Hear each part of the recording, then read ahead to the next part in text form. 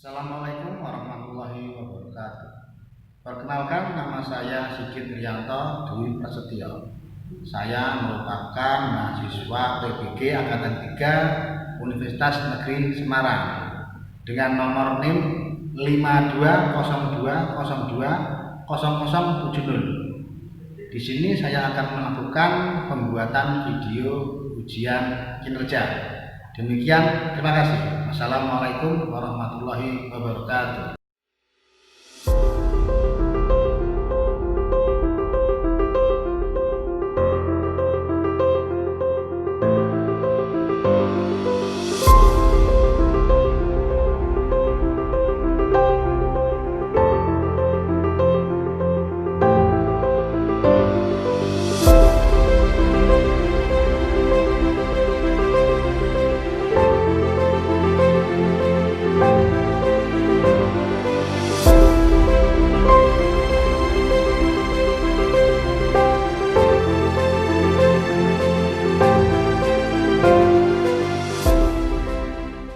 Assalamualaikum warahmatullahi wabarakatuh.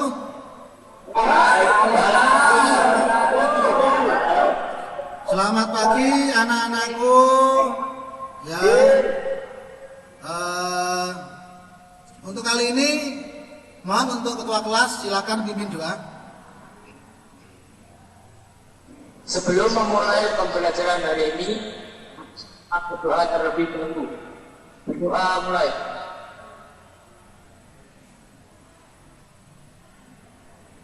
Doa selesai. Terima kasih Mas Supriyanto ya yang telah memimpin berdoa.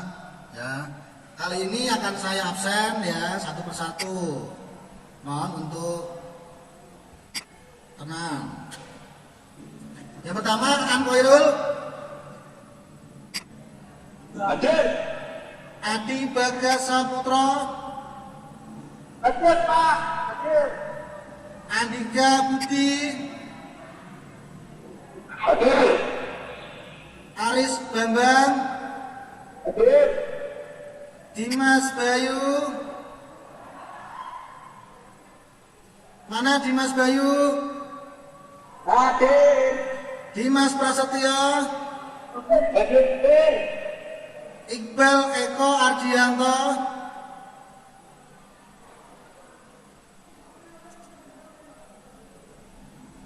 Mana?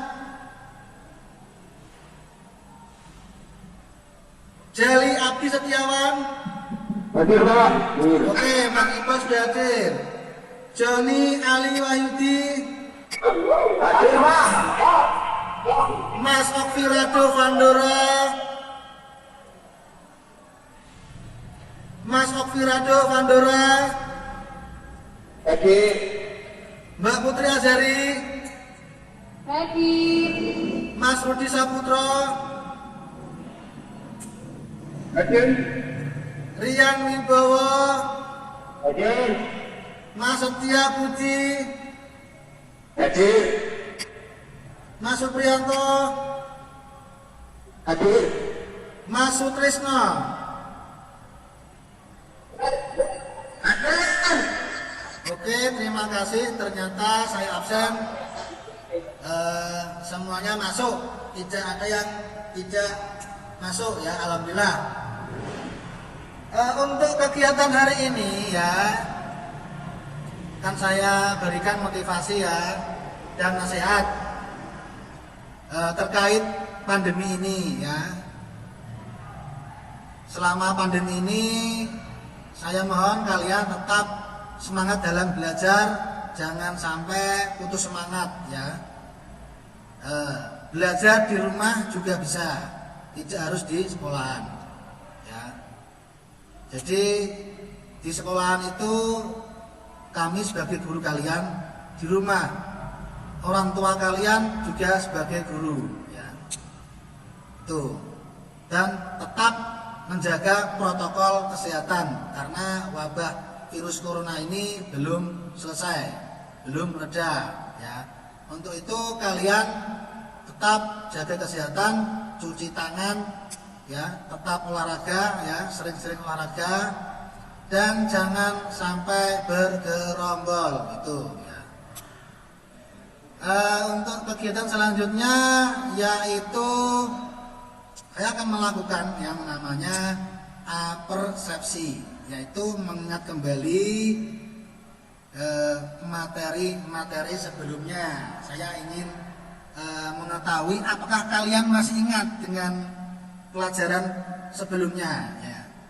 Mohon untuk salah satu bisa menjawab persepsi, yaitu tentang cara kerja sistem transmisi otomatis pada putaran rendah dan pada putaran tinggi. Silakan salah satu yang menjawab terkait cara kerja sistem transmisi otomatis pada putaran rendah. Silakan salah satu menjawab.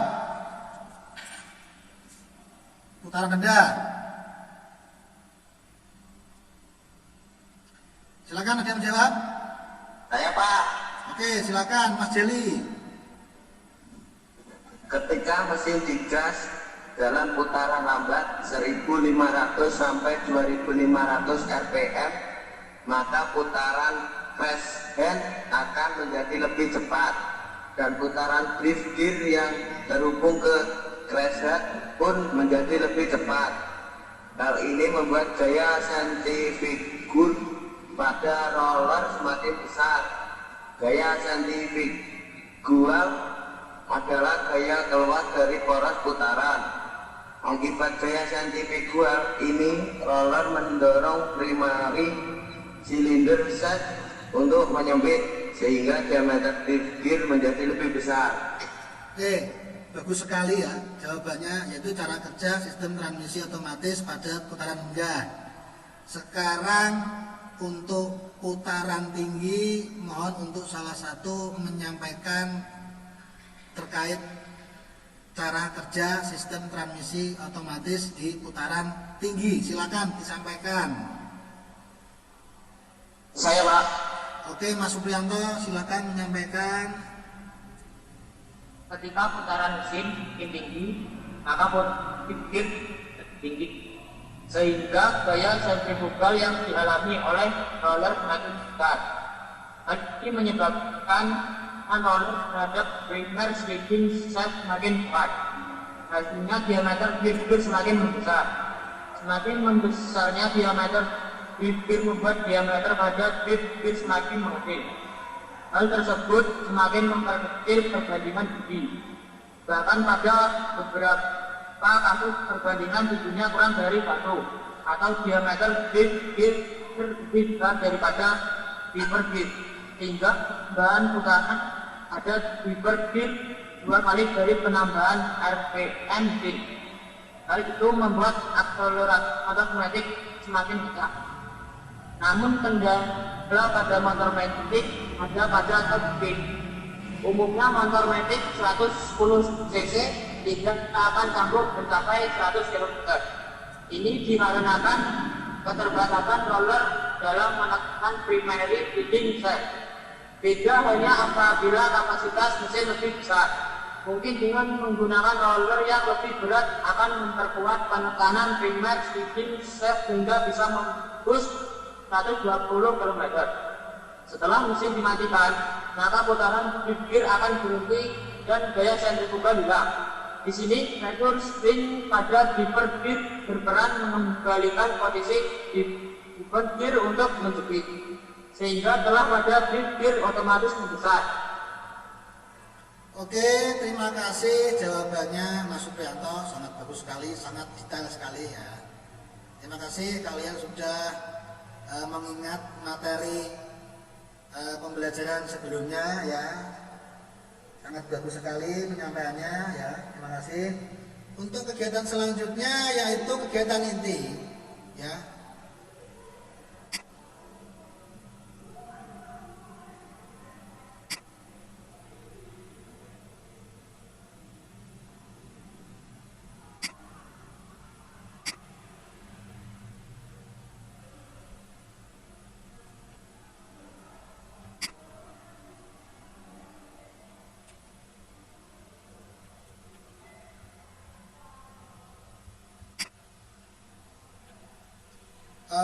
Materi yang akan kalian dengarkan, akan kalian kelima yaitu pemeliharaan mesin sepeda motor ya. KD-nya yaitu menganalisis gangguan pada sistem transmisi otomatis. Yang KD keterampilannya yaitu memperbaiki sistem transmisi otomatis. Kemudian tujuan pembelajarannya ya, melalui membaca bahan bacaan kalian dapat menganalisis macam-macam gangguan pada sistem transmisi otomatis dengan mengembangkan kemampuan berpikir kritis, berkomunikasi, berkolaborasi, berkreasi, serta memiliki sikap jujur, rasa ingin tahu, disiplin dan mandiri. Kemudian melalui pengamatan video, kalian dapat menentukan langkah pemeriksaan sistem transmisi otomatis pada kendaraan sepeda motor dengan percaya diri dan disiplin. Dan yang terakhir, melalui membaca bahan bacaan, kalian dapat menemukan cara perbaikan sistem transmisi otomatis berupa penggantian spare part pada kendaraan sepeda motor dengan percaya diri dan disiplin. Oke.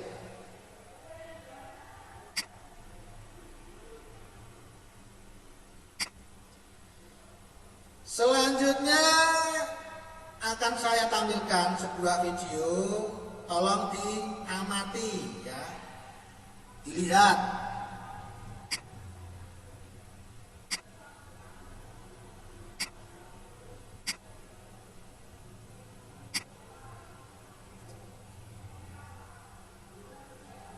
Apakah sudah terlihat gambarnya?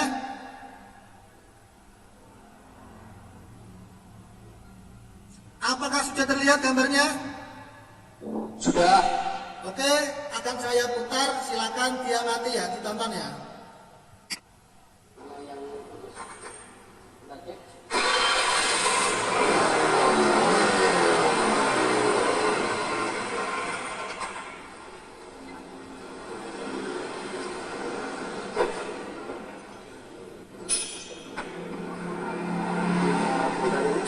Menggunakan kunci 8.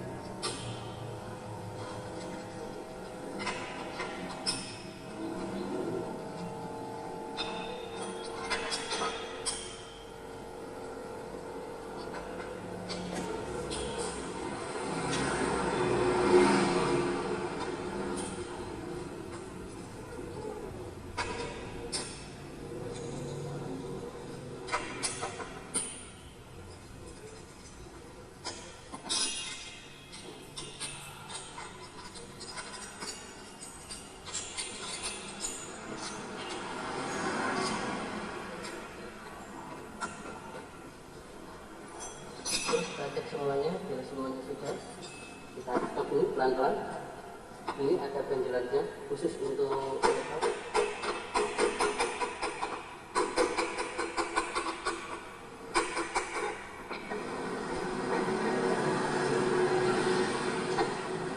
rupanya merotong ini benjolnya.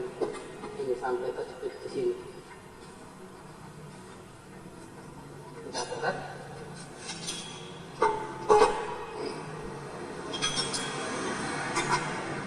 Menggunakan kunci 19 untuk yang belakang ini.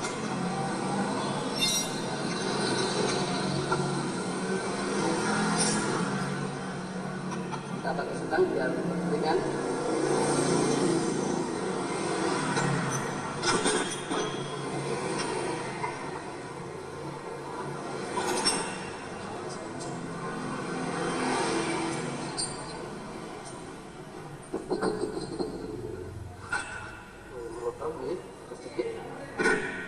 Ini kurang perawatan.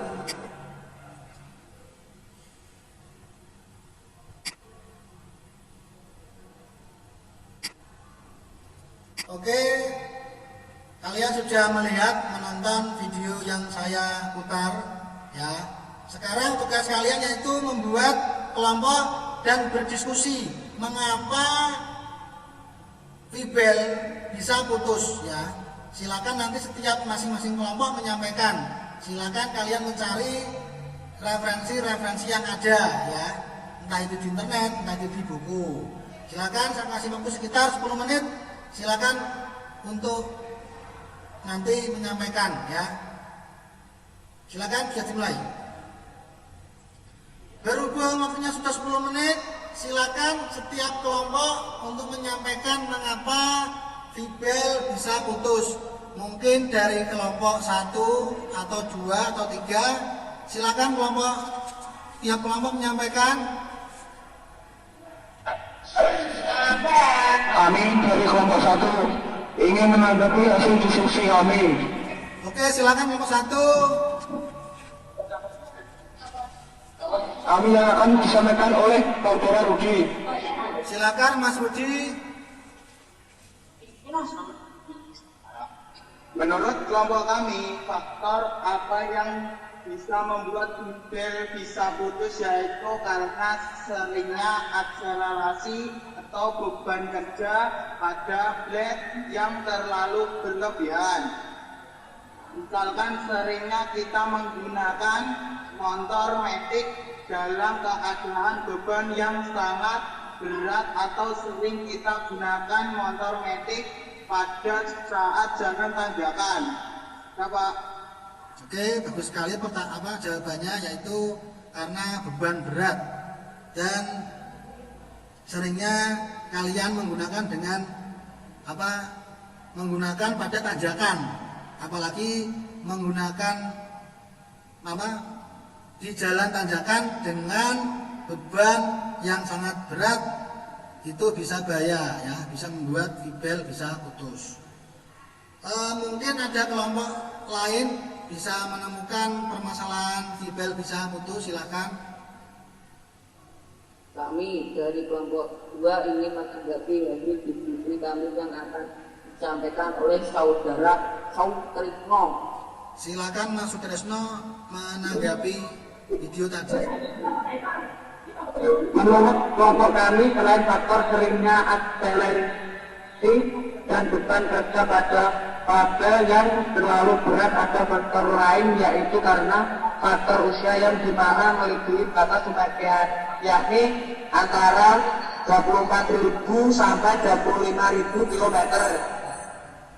Oke, berarti faktor usia yaitu 24 sampai 25.000 km. Apabila sudah melebihi kilometer tersebut, silakan untuk diganti. Mungkin kelompok lainnya, kelompok 3. Kelompok 3 silakan. Kami dari kelompok 3 ingin menanggapi hasil diskusi kami yang akan disampaikan oleh Saudara Aris. Silakan Saudara Aris untuk menanggapi video yang saya putar tadi. Menurut kelompok kami, salah satu faktor yang Vibel bisa putus adalah karena kondisi pulih belakang sudah oblak. Lebih tepatnya dialih kulit lubang. Kalau dari gas pulih belakang tidak stabil alias oleng, sehingga membuat putaran bukan jadi tidak cetak di depan. Oke, jadi faktor yang lainnya yaitu bearing pada puli belakang sudah oblak, yang mengakibatkan driven puli bekerja tidak maksimal dan bahkan Vibel juga tidak bisa bekerja dengan maksimal. Oke, dari 3 faktor tersebut mungkin ada yang ingin menyampaikan faktor yang lainnya mengapa Vibel bisa putus. Silakan kelompok yang lainnya.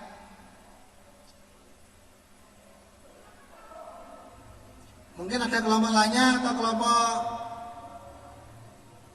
1, silakan. Kami dari kelompok 1 ingin menanggapi hasil diskusi kami yang akan disampaikan oleh Saudara Aan.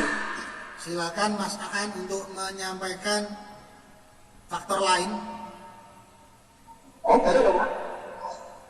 selain seringnya akselerasinya atau beban kerja pada fibel yang terlalu berlebihan, ada juga faktor lain yaitu ketika kondisi puli belakangnya sudah haus, terutama didudukan kampas kopling. Jika sekundari fibes alias dudukan kopling sudah haus, efeknya putaran fibel jadi tidak berat-berat dengan hal dibarengi juga kondisi sekundari selidinya juga sudah haus, maka dijamin fibel belum 1 bulan sudah putus. Kan akhirnya dalam hitungan dari saja. Sudah, Pak? Oke, bagus sekali jawabannya ya. Jadi ada beberapa faktor yang bisa membuat fibel putus, yaitu misalkan faktor usia atau seringnya menggunakan dengan beban yang sangat berat atau bearing pada puli belakang oblak sehingga membuat driven puli bekerja tidak maksimal dan bahkan fibel juga tidak bisa maksimal bekerjanya, dan yang paling parah yaitu fibel bisa mengalami putus itu ya. Apabila fibel sudah mengalami putus, cara memperbaikinya yaitu dengan cara mengganti yang baru, mengganti spare part yang baru. Itu tidak bisa diakal fibel tersebut. Kuncinya yaitu harus diganti dengan yang baru. Oke, terima kasih untuk masing-masing kelompok yang bisa menanggapi video yang saya putar tadi. Kegiatan selanjutnya yaitu silakan kalian mencari permasalahan yang lainnya ya, permasalahan yang lainnya pada sistem transmisi otomatis ya. Silakan kalian mencari referensi yang ada atau di internet atau di buku-buku. Silakan, nanti saya kasih waktu 10 menit. Silakan nanti sampaikan penemuannya ya, penemuannya permasalahan atau gejala pada sistem transmisi otomatis selain fibel putus. Silakan. Oke, waktunya sudah 10 menit. Silakan masing-masing kelompok untuk menyampaikan permasalahan yang ada pada sistem transmisi otomatis. Mungkin kelompok berapa? Silakan. Kelompok 2 misalkan. Silakan.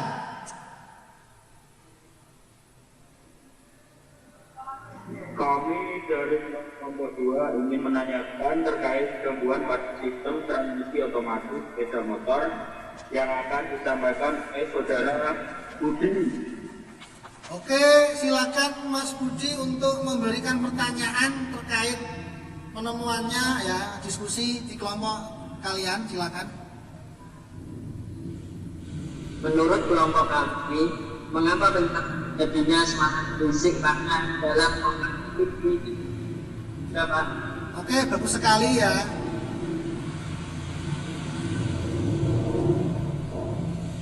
Bagus sekali pertanyaannya, yaitu mengapa terdengar suara berisik pada dalam cover CVT.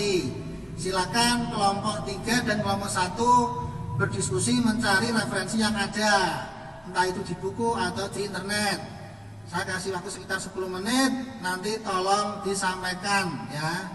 Silakan. Oke, waktunya sudah 10 menit. Silakan kelompok 3 atau kelompok 1 ingin menanggapi pertanyaan dari kelompok 2. Minimal kalau bisa harus ada dua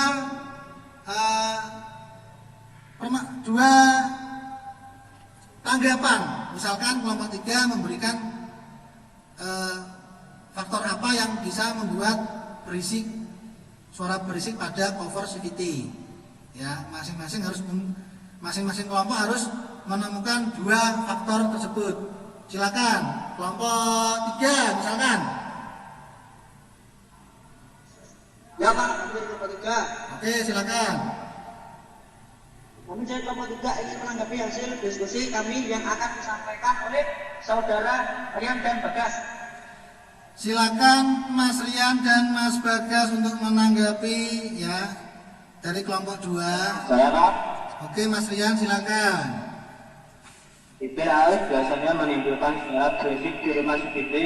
Belum lagi fibel menjadi merah akibat AF yang mengakibatkan bikin CVT ada pakas jadi alat bergesekan dengan bel. Jika dipakai akselerasi awal langganan selip, seperti itu sekitar tapi tenaga yang dihasilkan tidak sesuai caranya. Salah. Oke, lanjutnya Mas. Siapa tadi? Saya lupa. Mas Bagas. Oke, Mas Bagas, silakan. Selain kibel out atau molor, penyebab lainnya itu pada root housing atau biasa disebut mangkuk kopling. Karena motor kampas akan bergesekan dengan mangkuk kopling sehingga habis dan mengeluarkan suara. Sudah Pak. Oke, bagus sekali ya jawabannya, yaitu faktor-faktor yang membuat suara berisik pada cover CVT, yaitu salah satunya yaitu berupa CVT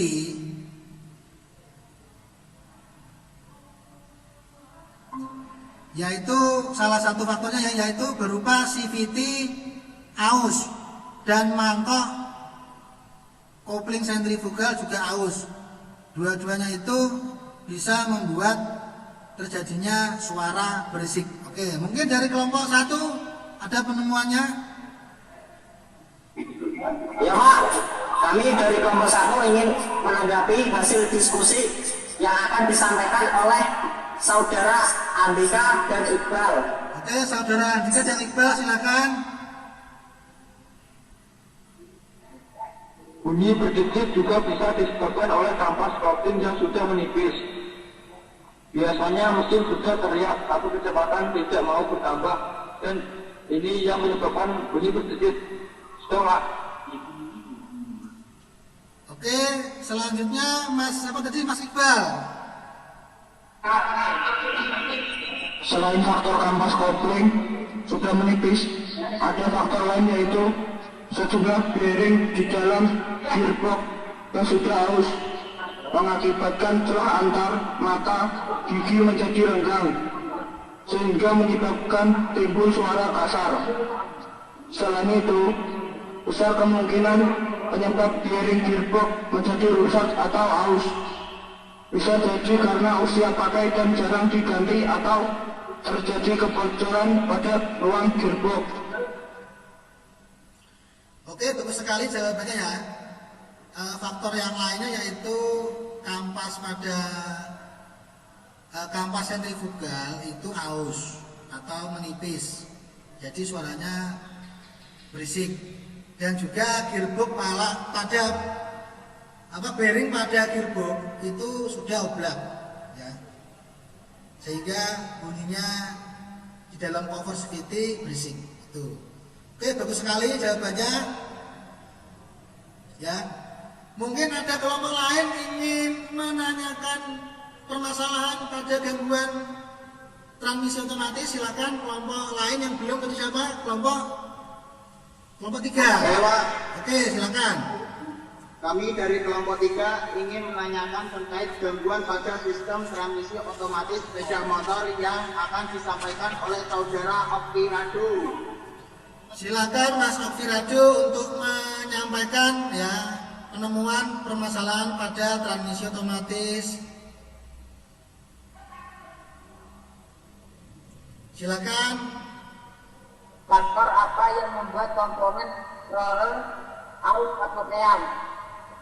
Oke, bagus sekali pertanyaannya. Komponen apa yang bisa membuat roller aus atau peang atau yang biasa disebut gepeng? Ya, silakan kelompok 1 dan kelompok 2 mencari referensi di buku atau di internet terkait mengapa roller bisa aus ya. Saya kasih waktu 10 menit, nanti silakan untuk kita presentasikan ya masing-masing kelompok 1 dan 2. Oke, silakan. Kami dari kelompok 1 ingin menanggapi hasil diskusi kami yang akan disampaikan oleh Saudara Sutrisno. Silakan Mas Sutrisno. Menurut kelompok kami, faktor apa yang membuat roller aus atau peang? Yaitu rumah roller kotor bisa juga membuat roller peang atau gepeng. Kotoran pada rumah roller biasanya berupa debu atau residu yang muncul dari kampas ganda. Kotoran yang ditemukan di rumah roller membuat roller sulit Jadi saat bergerak yang semakan hanya satu sisi saja. Kalau dibiarkan roller yang berputar di satu sisi saja akan lebih cepat aus dan efeknya roller jadi peang. Oke, bagus sekali ya jawabannya, yaitu mengapa roller bisa aus atau peyang. Jadi salah satu faktornya yaitu di rumah roller terjadi ada debu yang sangat banyak sehingga bisa mengganggu pergerakan roller.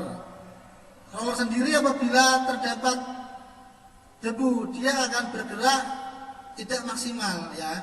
Debu itu sendiri datangnya dari driven pulley atau puli belakang ya.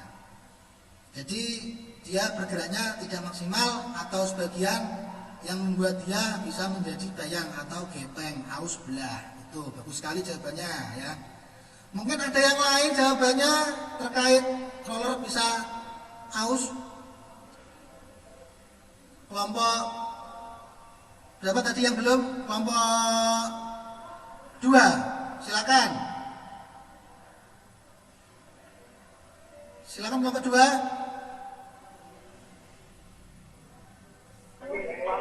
Kami dari kelompok 2 ingin menanggapi tindakan yang disampaikan oleh saudara Tiabudi. Silakan Mas Tiabudi menyampaikan. Menurut kelompok kami, faktor apa yang membuat roller as atau peyang yaitu karena sering angkut berat. Contohnya, boncengan bertingkat saat mengendarai motor atau seringnya membawa barang yang beratnya melebihi kemampuan motor. Kalau hal ini menjadi keseringan, maka roller bisa peyang cepat. Oke, bagus sekali jawabannya ya. Roller bisa peyang di mana?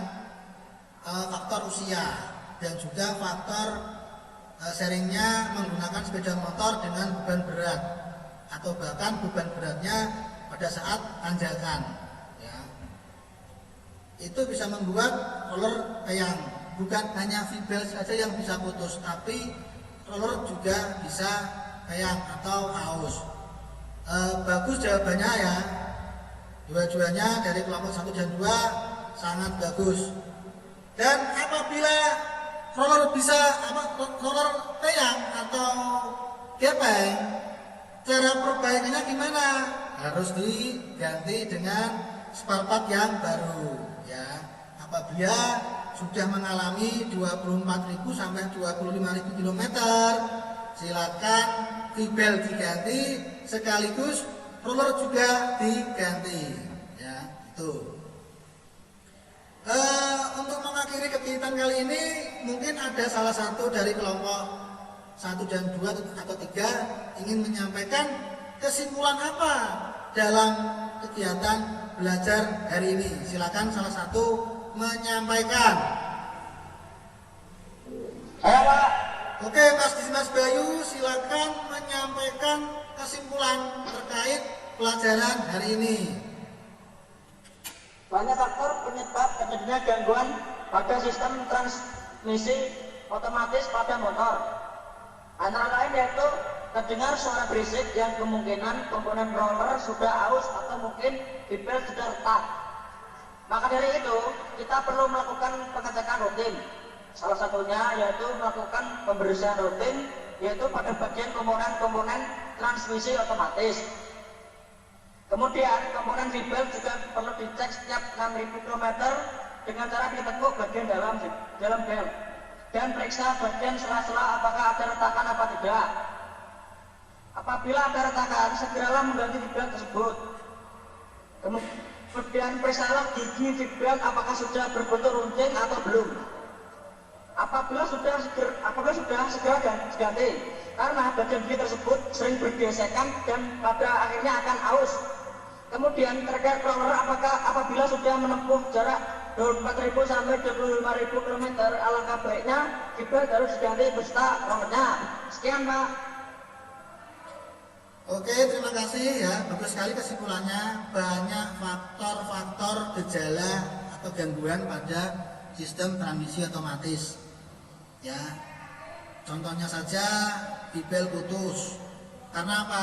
Berputus karena seringnya menggunakan beban yang berat atau tanjakan itu bisa mengakibatkan bibel putus. Atau faktor usianya di 24.000 sampai 25.000 km itu alangkah baiknya harus diganti ya.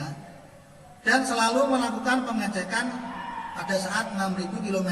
Apabila terlihat retak-retak pada sisinya, silakan diganti itu. Terus terkait bunyi pada dalam conversivity itu juga gangguan. Bisa kita lihat suara kasar atau suara bercecit pada dalam CVT itu diakibatkan mungkin saja mangkok kopling kotor gitu, atau fibel sudah aus, itu juga bisa ya. Mungkin ada lagi misalkan roller bisa peyang atau aus. Roller juga bisa peyang dikarenakan seringnya menggunakan beban yang sangat berat itu ya. Apabila komponen roller peyang ya, cara memperbaikinya gimana? Ya harus diganti dengan yang baru. Begitu juga dengan bibel. Untuk itu sering-seringlah kita melakukan pengecekan pada motor matic pada bagian transmisi otomatis itu. Oke, untuk kegiatan selanjutnya yaitu nanti tolong kalian kerjakan ya di Google Form. Bapak sudah mengirim soal di situ berupa soal pilihan ganda, silakan dikerjakan ya. Besok akan saya nilai ya. Mohon dikerjakan dengan sungguh-sungguh. Selanjutnya tolong salah satu untuk pimpin berdoa, mungkin ketua kelas silakan. Sebelum mengakhiri pembelajaran hari ini, marilah kita berdoa terlebih dahulu. Berdoa mulai. Berdoa selesai. Oke, demikian ya. Sekian dari saya ya. Kita akan berjumpa lagi minggu depan ya dengan materi baru yaitu tentang menganalisis gangguan pada sistem bahan bakar injeksi. Oke. Untuk itu kalian selalu menjaga kondisi agar bisa mengikuti materi selanjutnya. Untuk mengakhiri kegiatan kali ini ya, sekian dari saya. Wassalamualaikum warahmatullahi wabarakatuh. Waalaikumsalam warahmatullahi wabarakatuh.